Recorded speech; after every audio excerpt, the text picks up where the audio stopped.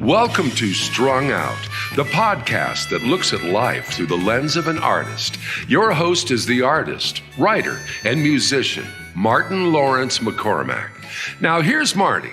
Hey everybody, welcome back to our second interview with James Weigel. And James, a downstater as we like to say, from Central Illinois, and Metamora, which is probably one of the cooler named towns in the United States. Yeah. I don't think there is another Metamora. Please tell me there isn't. I actually think there is. I looked it up, and apparently it was named after a fictional Native American chief. It was a play that traveled around the country, and then all these towns started springing up called Metamora all over the place. You know, you'd probably enjoy meeting. Do you ever meet Chris Filillo? I haven't. No. Okay. He's one of these guys. He's out of Quincy, Macomb, and but he's all into Illinois history. Oh, cool. But like Pekin was named after Peking. Yeah. I mean, all this. Illinois is a cool state, guys, and people should be checking out more of Illinois. But the purpose of our podcast here is to talk about the creative process that James has, and if you tuned into the last podcast, that was called, well, Where Were You Then? Yeah, My Last Day on Death Row. My Last Day on Death Row is the proper title, which is great. What a powerful, cool song. But I'm going to ask you to jump right in, as we do on these, and play us another one. That's a hard act to follow, that last Weigel. All right. Well, let me think here. Again, I'm doing a bunch of songs that I hardly ever play. It's awesome. I think it's great. I mean, that's but it's been so enjoyable. Yeah, I'll do one. This one's called Gasoline. All right.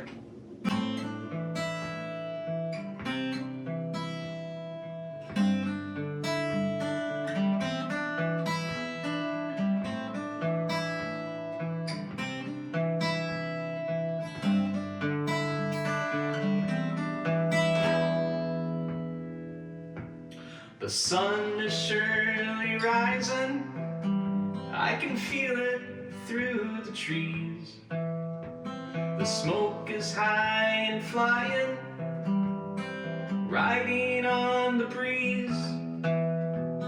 It seems the world is burning, consumed by a machine. The ruler of the earth is gasoline.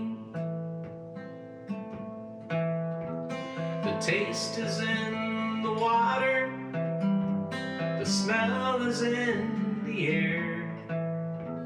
The lust for its power has taken its fair share. The people that it poisons become so obscene. The ruler of the earth is gasoline.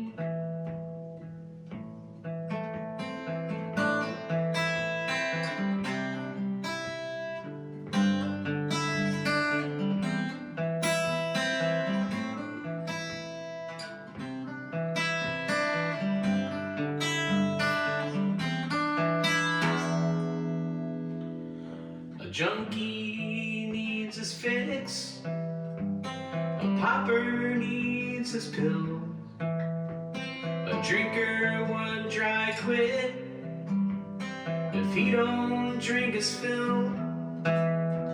We are a world of addicts, strung out on benzene. The ruler of the earth is gasoline. The sun comes up, goes down, then round around again. Her lifespan is so long, brief as that of men. And when our night starts falling, the sky will turn sanguine. The ruler of the earth is gasoline.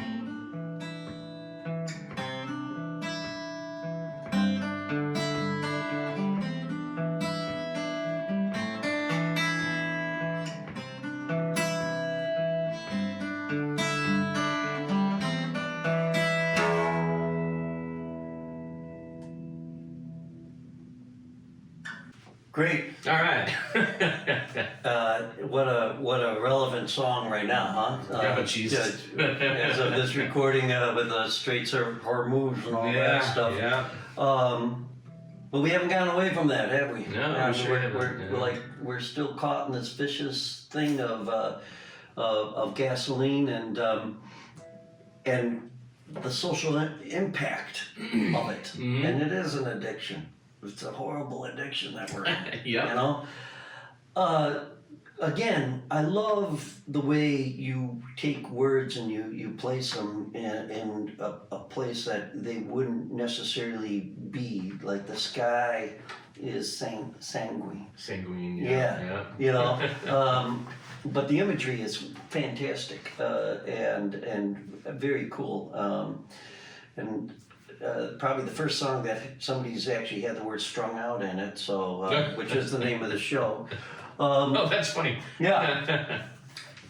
I wrote it for you, Mark. Yeah, thanks, man. And the ruler of the earth is gasoline. This is brought to you by, I want to ask you, let's pick apart that song because that's a song that everybody can appreciate. My Last Day on Death Row or whatever, that's kind of almost like a story song in some ways, you know. But this, The Ruler of the Earth is Gasoline. First of all, how do you go about getting that idea? What is the motive of inspiration for you? With that particular song or just in general? In general, but let's use that as an example. I know, some people get different inspirations from different things, but tell me, just using that as an example, how did you write that? Well, I think I might have written that back when that BP oil spill happened in the Gulf. Yeah. It went on for 90 days. Just that. Gross. I've always loved the outdoors, and for a time when I was real small, I lived in Montana. Oh. I love hiking. I love camping. So we got a lot in common. Yeah. See, this is weird. Where in Montana were you? About 45 minutes south of Missoula, a town called Corvallis. I know it well. Yeah. My grandmother was born in Lothrop, Montana. Oh, wow. And so I have a brother in Missoula and sister in Great Yeah. Falls. Yeah, it's Montana's beautiful great out there. country. Beautiful out there. Great country. Wow. Yeah. Wow. Yeah. So that's but go ahead with but the stuff that happens, I just can't stop thinking about it because we're ruining this place that we call home, and I don't understand why. Well, maybe we're not all ruining it, and maybe I think that's to some degree, yes, we use gasoline, but the damage that's done. Right. I mean, who's the pusher man? And Right. That's interesting with that song. So the BP oil spill all those years ago, and yet you're touching on something that we haven't gotten away from. And 100 years from now, somebody's going to hear that song and they'll unfortunately be able to identify it. Right. They're not going to be saying, well, what's gasoline? They're going to know, oh, that thing that, ruined our planet. Right? I mean, so heavy topic, a difficult topic to some degree. Because you're not necessarily preaching at people on that song. What you're doing is, it's almost like a lament. Yeah. Yeah. Again, you have a very traditional a way of bringing out stuff, and what I mean by that is just from the Woody Guthrie kind of here it is. It's just I'm laying the truth in front of you. Yeah, I think there's real danger when you start writing things about these kinds of things, and you said preaching at people, and that's something I think you want to really avoid. You don't want to tell people what to think. Right. I mean, not just with songs, just in general, but Yeah, who am I to tell you? I don't know anything. But strangely enough, we're in an era now where, you go on Instagram and there's a bunch of people telling you what to think, and you look at them and you're saying, well, who are you? And what's your justification? Right. But you're not preaching though, and which is smart. You're laying it out, and so when you start writing a song like that, what's your first inclination? Is it to grab a pad and pen, or are you the kind of person that will carry it around in their head? Tell us about that. Usually every song's been a little different for me. Usually the ones that I like the best or think that I did well are the ones where melody and a chord progression and maybe a line of lyrics have all kind of come at once. Oh wow, cool. I've written songs where I've written the lyrics first and put it to music, and I've written songs where I wrote music but didn't have the words in my head yet, and got it, and kind of just sort of really worked at it, and those are always my least favorite ones. The ones that I really love just like suddenly came to me like that. It's like the stuff is just floating in the air, and you're just lucky enough to grab onto it. Well, that's people have talked about that. Where they're out in the field and they, working, and song catcher. One of those things I remember, and I'm going to butcher this paraphrasing, but they literally are running into the house to write down and catch the song. Yeah. They're out working on this. And that's a holy grail, isn't it, to have the lyrics, the meaning, and the music. Yeah. And you being such a multidisciplined musician, playing different instruments and such, I would imagine, is that a challenge for you when this kind of arrives? Is it the kind of thing where you're like, I'm hearing this in dobro, or I'm hearing this in banjo, right, or how does it work for you? To me, the instrument doesn't matter. It's really the chord progression. The chord progression. And so I've written quite a few songs on piano. I don't really play a lot of piano, but I mess around on it. Right. Do you have a piano in your home then? I just got rid of my piano because it was taking up too much space. I just got a piano and it's taking up too much. No, my daughter's playing piano, so that's my roll top desk used to be there. It's a long story. Right. But go ahead. So you're noodling you're trying different instruments. Be a little more specific for me. Let's just say you do get the where everything's coming at once. Something has to go down first. So what is first? Yeah. I think I would probably gravitate to guitar first. Guitar. Dobro is great, but as we were talking about earlier, it's not really a great rhythm instrument. No, but you can't really, it's tuned to a major chord. Right. And you're playing with a slide, which is basically one finger. So, right. Can you get a chord like this? No, you can't. Can you get this? No. Can you get this? You can't actually get this one. Yeah. Those are beautiful jazzy almost kind of chords. I love them because they have that there's a lot of emotion kind of tied to those things. But you have to have an instrument though that you can get chords. Okay. And piano's great, guitar's great.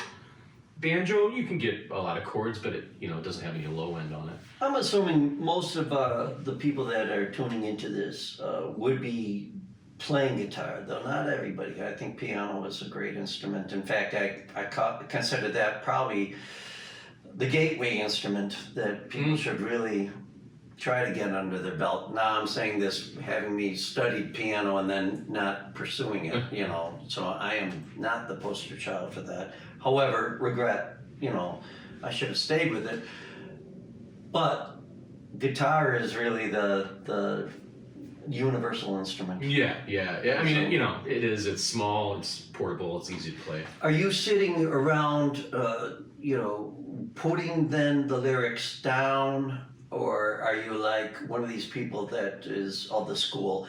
I'm going to hit at it, work on this for 20 minutes, and if it's in my head tomorrow, it's something. Yeah. I think I'm somebody that I really need to work it out as I won't say as soon as possible, but when I have a good idea, I feel like I just need to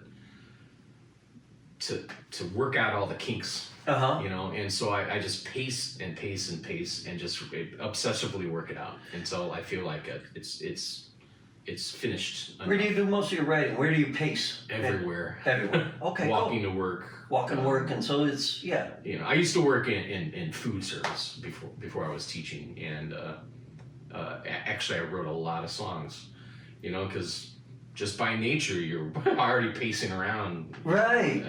Did you find that working at the place kind of opened that side of your? Yeah, oh, absolutely. Because you're doing this, and it's much more. But also just meeting, random strangers and hearing stories and I know a lot of people from the neighborhood because I worked at a coffee shop down the street. Okay. A long time ago, and you get a lot of stories or characters. Oh, absolutely. If it's Common Cup, were you down or? It was Ennui way back in the Ennui, day. yes, yeah. All right, so they're that's.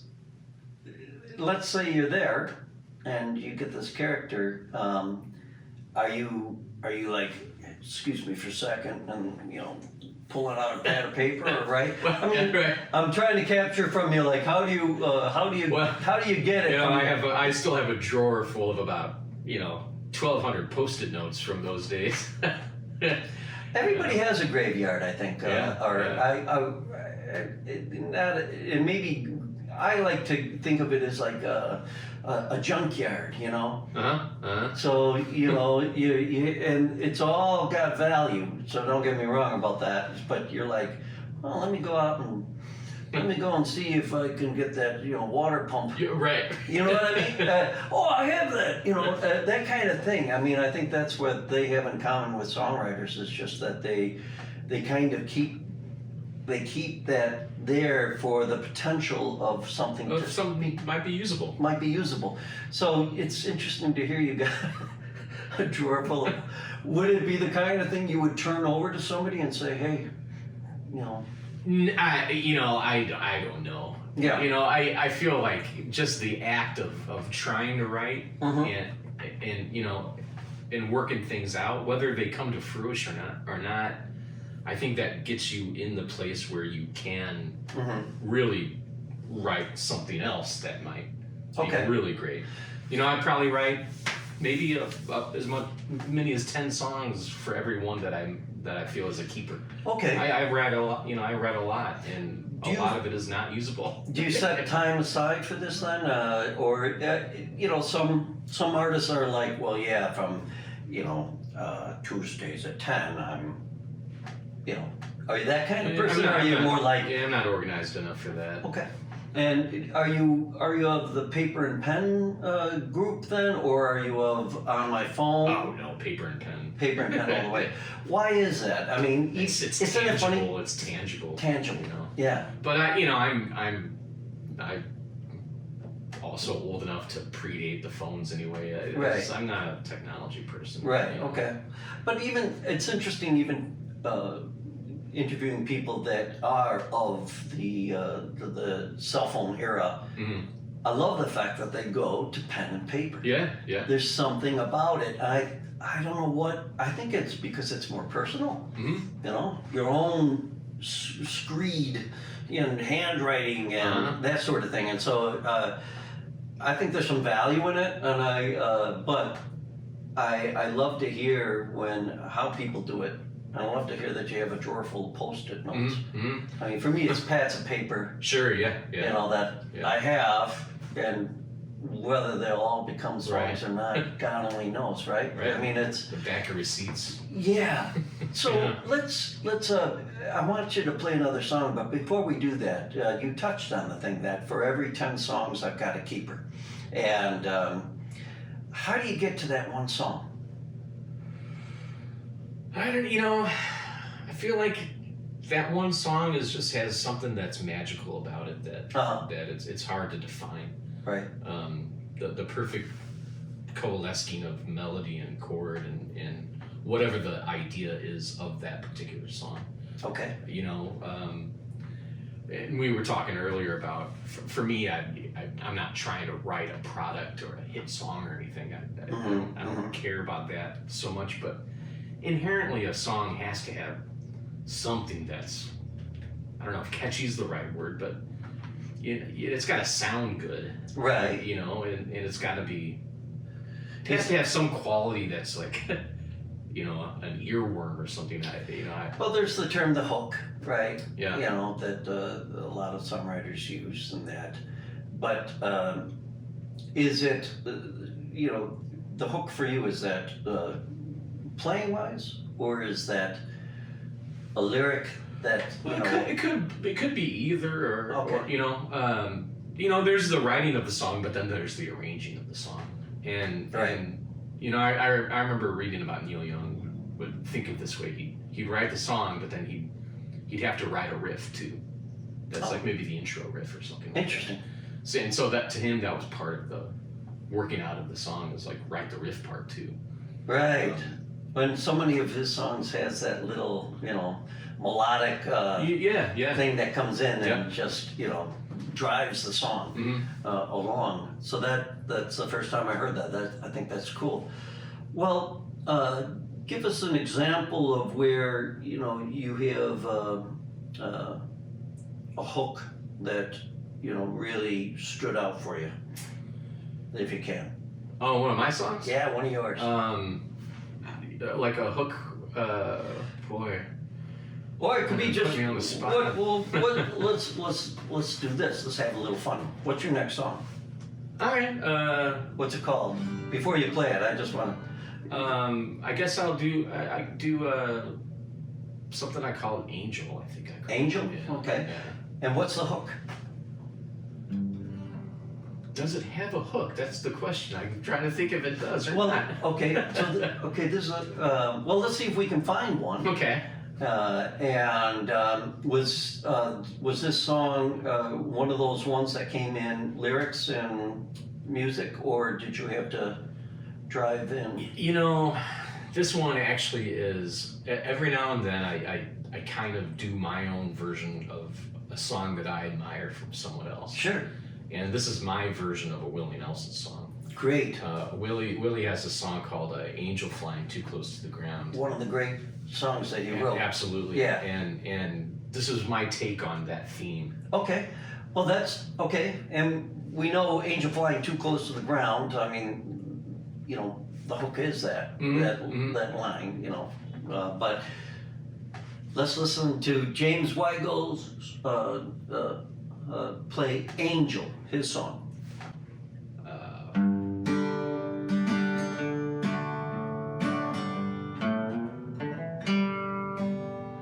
I used to believe these definitive moments held meaning.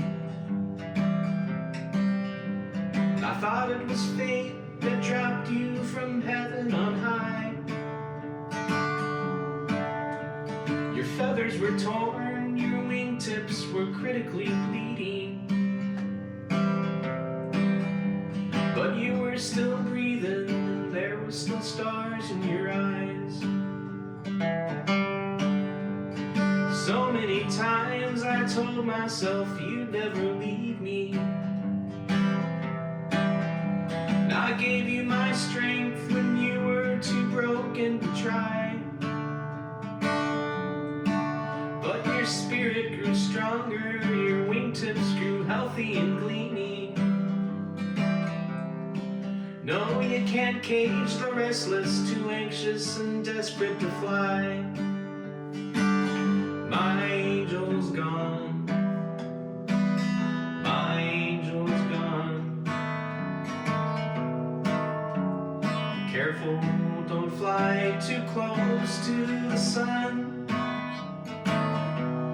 If you find yourself in trouble and your wings have come undone, no, I won't be there to help you anymore. So don't come round here knocking at my door.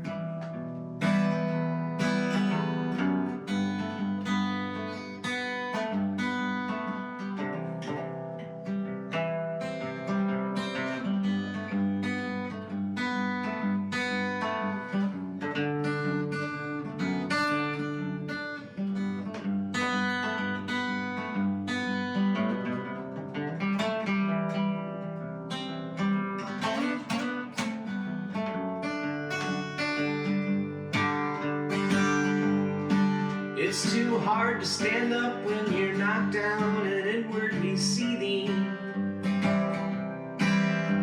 The harder it gets, it seems like the harder I try. Guess there's no looking back when you're packed up and already leaving. No, I don't need a looking glass to wipe all the mud from my eyes. My angel's gone. My angel's gone. Careful, don't fly too close to the sun. And if you find yourself in trouble and your wings have come undone, no, I won't be there to help you anymore. So don't come round here knocking at my door. Wow, that's great. We're going to take a little break, and on the flip side, we're going to dive into Angel. All right, and we got James Weigel here on Strung Out.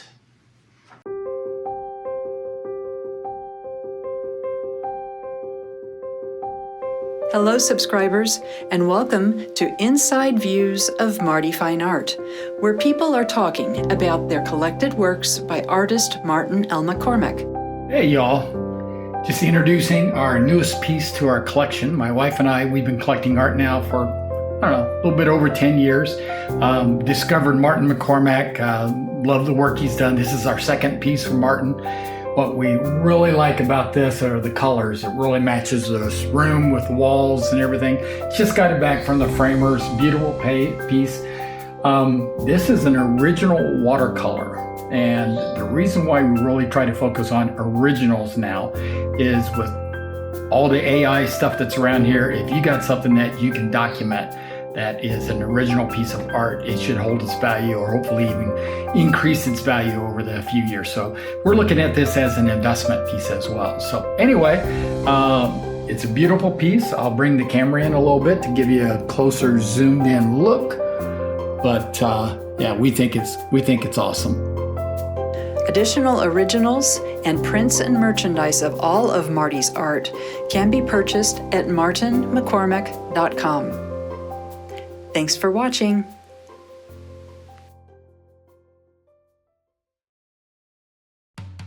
Hey, want to show your support of Martin's artist endeavors? Buy Me a Coffee is an online site that makes supporting Marty easy. In just a few taps, you can make a payment of any amount and no account is needed. You can also decide to become an ongoing supporter. Go to martinmccormack.com and click on the words Support Martin. Let's help Martin keep it all caffeinated.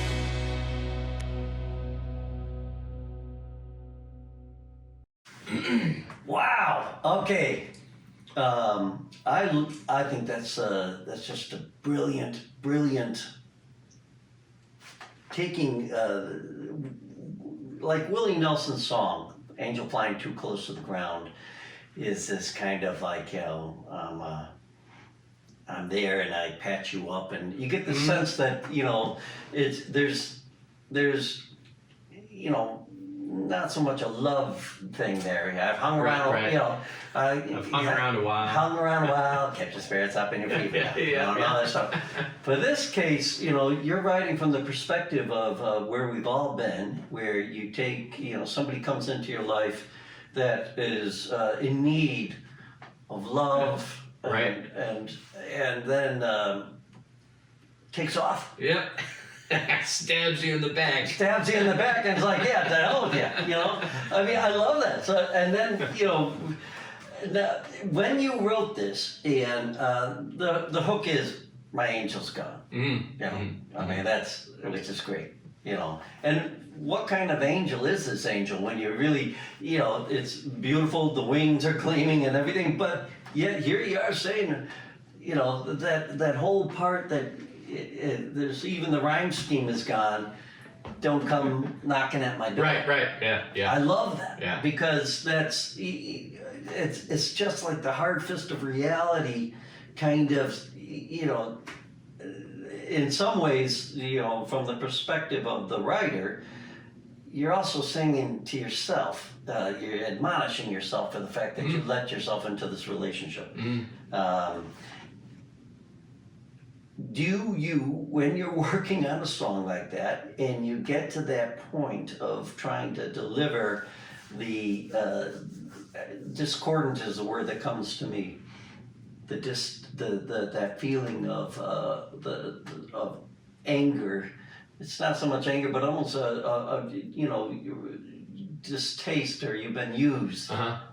You know, did you think to yourself, well, James, I'm going to put this in, you know, all these minor notes, you know, at the end there, or was it just something that kind of naturally flowed out of you?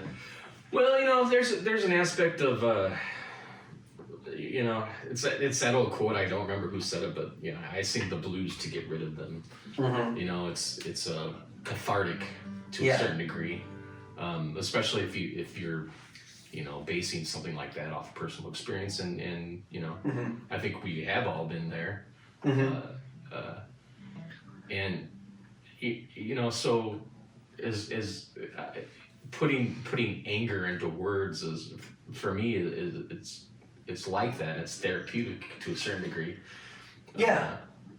Its resonance. I think in some ways, your song is much more authentic than what Willie Nelson wrote. I always got a sense, again, from when Willie Nelson wrote it, that there was this distance that he kept in the relationship. You know, he's cautious. Right. Leave me if you need to. Right. You know, in the case of your song, that angel, you know, came back. Came to you. You patched her up, and bam, out of the light. So that is a neat accomplishment. It's also really cool that Angel Flying Too Close to the Ground was an inspiration for it, but nowhere near a knockoff of it. Right. No, I'm not trying to rip anybody off. No, you know? But inspired, which I think is awesome. And you know, I mean, Willie Nelson was the king of inspiration. I mean, he would hear other stuff and you know, use it to launch his own songs. Yeah. I saw a funny video of you know, they do Farm Aid. Yeah. And what's that guy's name? 90s guy that. John Mellencamp or later than that, Matthew. oh God. His tour bus dumped the stuff on the Chicago River. Yes, we should all know his name. Ants Marching guy. Right. Oh, I'm blanking on his name too. Geez, I hope his career isn't as bad as what our amnesia. But I saw this interview though. He's right. You know, one of his songs. It's like the first word is baby. Right. And he's like, Willie, I have to say, I ripped off. I took it from Crazy. You know, I stole it for my hit song, and Willie's like, it's all right, because when I was growing up, I heard another song that was like, Honey or something, and Willie's like, so I ripped that off to begin with. Yeah, you know, that's what comes to mind was I heard an interview with Willie Nelson where he talked about the fact that that in Crazy he heard just those two notes, but you know, here you take this idea. I like how you just kind of turn it on its ear. And this idea of you know, that the reality, and that's something that's you know, even though like you know, the song you write about the My Last Day on Death Row, you know, those songs are story songs, but there's a sense of reality to them. You know, so how do you write a song that packs reality? Well, I think you have to be truthful when you're writing. John Mayer. Isn't that the guy that we're talking about? Dave Matthews. Dave Matthews, that's Dave it. Matthews, Thank you. It's brought to you by Prevagen. But go ahead. You know, earlier I said something about there's too much drivel in the world, you know. Yeah. And I think a lot of people just are, I don't know, they're not after truth when they write. It's like, you know, I guess so much fluff. Yeah. You know, and to me, there's already a world full of those kinds of songs, and Right. I think we can aspire to be better than that. Right. You know, Townes Van Zandt came along and changed the game. He was a true poet, in my opinion. Yeah. And if you can't aspire to be like that, you know, I don't know. Well, you know, what is it about him that you found in his lyrics that would illustrate, you know, that kind of immediacy that? I think I can't describe it any way other than, you know, he's laying out some sort of truth that's true in the way that you know, an omnipotent narrator lays out truth. Oh, neat. You know, Yeah. and it's true whether you agree with it or not. You know, or no matter what your feelings are about it, there's a truth that exists as truth. You know, I don't know. And what you take from a song is your own. You know, I don't know how else to describe it, but something that, you know, it's not an affectation or something, you know. Right. In working for that truth, and when you get to that point where, you know, you feel you have the gist of the stuff, how do you bring it home so that you can say to yourself, okay, that song's done? Well, for me, you know, part of this whole truth thing is, first off, I try to avoid anything that's, you know, out and out corny, Okay. or cheesy, as, you know. Are there certain words you avoid? Not words, you know, but I will say I like words that you don't typically hear in songs. Okay. Like words that have, I don't know, jagged edges to them. Interesting. Or multi-syllable words that would otherwise be hard to fit into a rhyme. Do you collect these words? Do you kind of I think I take it on a case-by-case basis. Okay. You know, song to song. You know, I've always thought that a good love song is maybe the hardest thing that you could ever try to write, because there's something inherently cheesy about the whole thing to begin with, and somehow being able to do it without making it cheesy. Yes, well, I think a good love song or a happy song. Or a happy song, absolutely. I think they're the most challenging, you know, songs that you can. Yeah, I agree with you. The cheese factor, again, you know, especially looking through the prism of truth. I mean, you know, it's really tough. I mean, you have to go to kind of like, you know, the Beatles. Yeah. You know, and say they were the masters at, you know, being able to dish up some songs that were so simple, and truthful, and exuberant, and catchy, and everything, and they're like, that's hard to do. Yeah. I mean, you know, and McCartney, of course, was brought up on, like, you know, the masters of the American Songbook and stuff like that. You know, and, Cole Porter and people like that, where you can see it has a theatrical kind of thing, which makes sense. But man, it's really painful when you hear a song that's like, you know, just filled with cheese. You know? But on the same token, it's so dangerous though to have you know, to stay in the pocket of misery, so to speak. Yeah, absolutely. Right? Yeah. I mean, yeah. And is there a responsibility for us as singer-songwriters, in your opinion, to bring a sense of joy to the world, or, you know, does joy have its place when bringing truth to a song? And so I'm laying that out just because there is Well, I won't even say why. What's your answer to that? I do think if you aspire to be a good songwriter, you aspire to be able to touch on all aspects of life and all perspectives. Okay. And the songwriters that I do admire are able to do that. Townes Van Zandt wrote a lot of dark stuff, but he also wrote some great love songs. Right. And he's got some sort of more spiritual songs. John Prine, you know, Angel from Montgomery, the perspective of an old woman, you know, and being able to touch on all aspects of life is really what's truly remarkable about the songwriters that I admire. And I do think if you aspire to be a good songwriter, you should try to, you know, to be able to do that, to touch on all aspects and all perspectives, and not just pigeonhole yourself into, you know, one little corner. Do you give yourself challenges, songwriting challenges? Do you ever? I have before, yeah. Okay. Absolutely.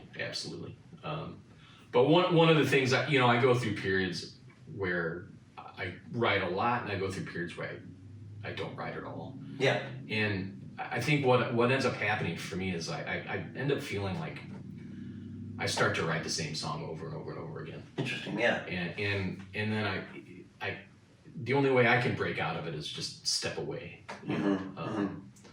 And so doing things like that, challenging yourself to be able to try to write something that's, you know, not in your usual. Right. Do you have a question I like to ask singer-songwriters? Is there a constant radio going on of Weigel originals? You know? Absolutely, yeah. There's constantly, you know, little snippets of melody, and I'm trying to always attach words to those melodies. You know? I think that's when you know you're supposed to serve the muse. I think is just if you have that going on, then you know, like, there's something otherworldly kind of, you know, here, you know, making me do this stuff. We have time just for, before you do your last song, I always like to ask a person like you that takes their craft so seriously, what advice do you have to give to people that are fearful to take the plunge into this world? Because unlike being a lawyer or any other kind of profession, there is no, you know, CV, there's no syllabus, there's no anything attached to how to go about and becoming a successful musician. And there's no even definition of successful musician, right? I mean, for some people it could be Bono, but you know, the vast majority of people, you know, or Townes Van Zandt, but you know, look at the tragic life of Townes Van Zandt. So, what advice do you have in this world of music where there be monsters? Well, you know, you said it a little while ago. I mean, ultimately, you have to serve your muse, and you know, don't be afraid to do what you hear in your head and to do it. You know, you just got to do it. Got to go out there and play. Did you worry what other family members and people thought of you? Not really. Yeah. No. You know, but as somebody that plays the kind of music I do, you know, I played in many situations where, you know, people really don't want to hear that kind of music. You know, you got a lot of people that want to hear, you know, covers. One thing I always like when I interview couples that are in the music, you know, I always ask, well, how do you support each other? But you're married, and how does your spouse deal with you being a singer-songwriter? Oh, she loves it. She loves it. She's encouraging. She always comes to shows, and she rallies her troops. And what kind of career does she have in her life? She works at a medical laboratory. Oh, interesting. Yeah. Wow. Okay, there's a song challenge. Right.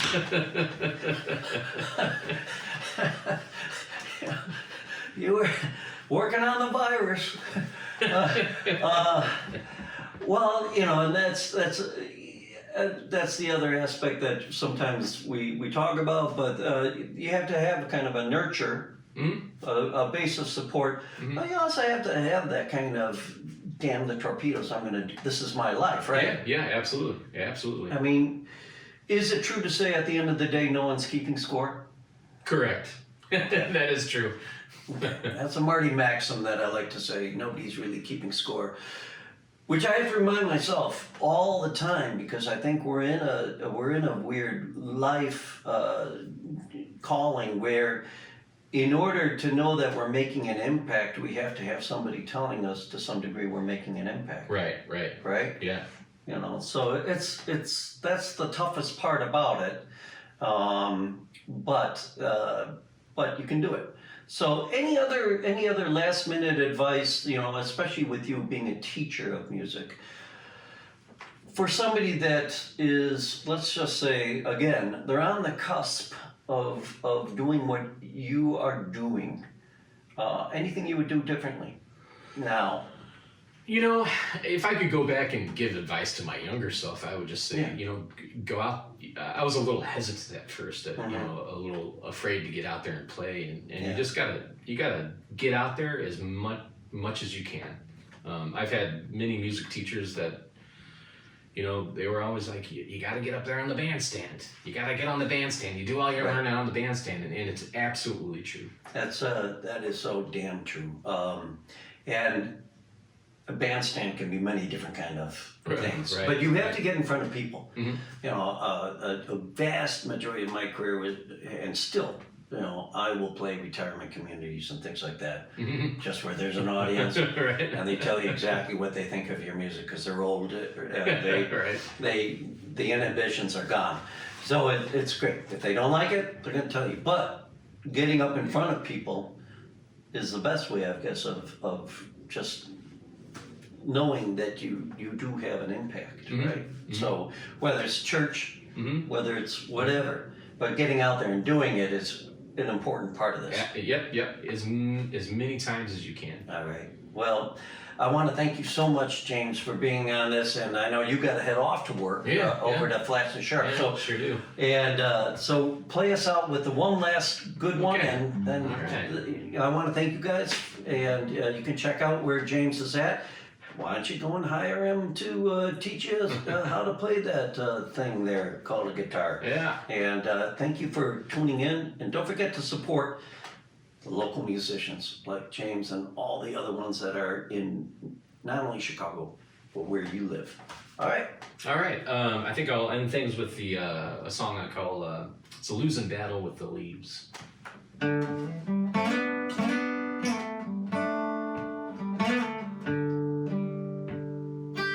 It's a losing battle with the leaves. Seems like they're raining from the trees. I can't believe they'll soon be covered in snow. Will I also slowly fade before the world casts me away? Will I fall so beautifully when I go?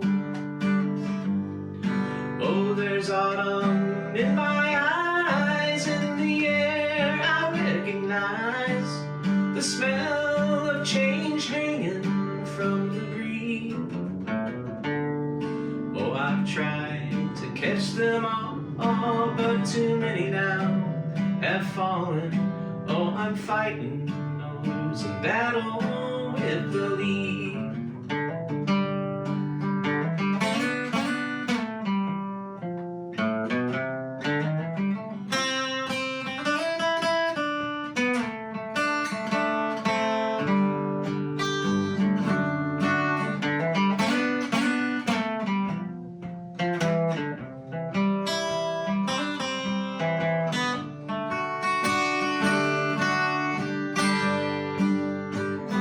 And every now and then I try remembering the spring sun pressed softly on my skin. But that memory is growing old, the wind is blowing cold, the leaves are falling and winter is creeping in. It's a losing battle with the leaves. Seems like they're raining from the trees. I can't believe soon be covered in snow. Will I also slowly fade before the world casts me away? Will I fall so beautifully when I go?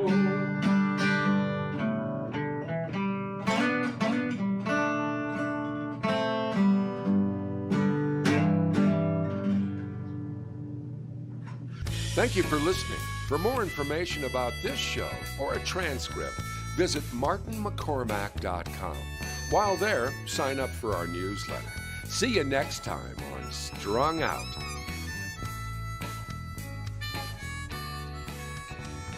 It's all so wrong, this pain we feel makes no sense.